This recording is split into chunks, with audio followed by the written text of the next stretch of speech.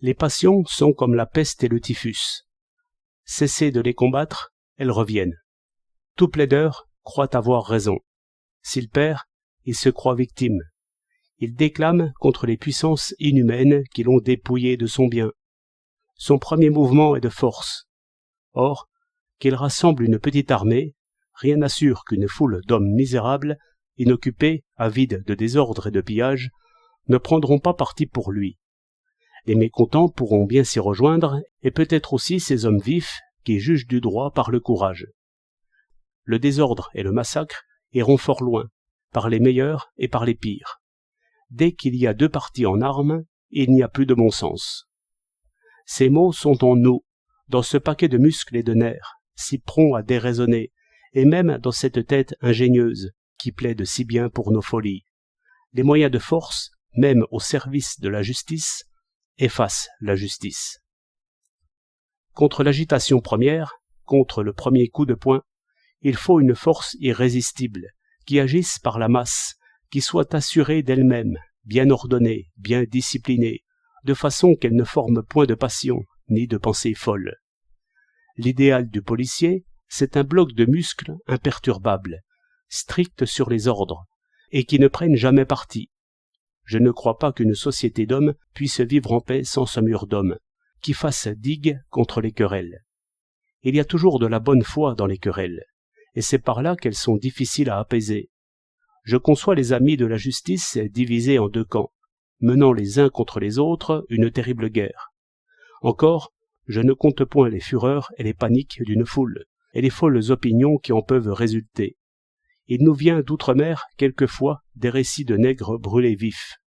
D'où nous voulons conclure trop vite que les blancs de ce pays-là sont encore à demi sauvages. Supposons un crime atroce. Supposons une police faible, ou qui prenne parti. Supposons un premier coup de bélier contre la porte d'une prison. Dickens raconte, en son Barnabé Rudge, une terrible émeute de Londres, dont les premières causes étaient ridicules.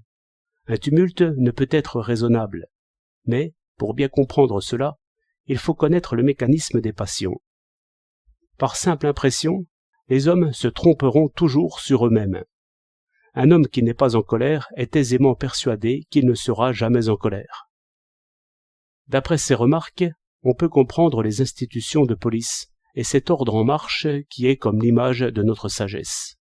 On peut comprendre l'obéissance passive et les sentiments du chef, responsable des manœuvres de police, et lui-même soumis. Comme un cristal se forme et s'augmente d'après un premier encastrement des petites parties, ainsi tout pouvoir cristallise d'après la fonction de police, qui est la plus importante et la plus résistante. Tout pouvoir s'organise selon l'ordre militaire, qui sera toujours son modèle bien-aimé. On voit les effets, on les subit, on s'en effraie. Il serait mieux de les comprendre.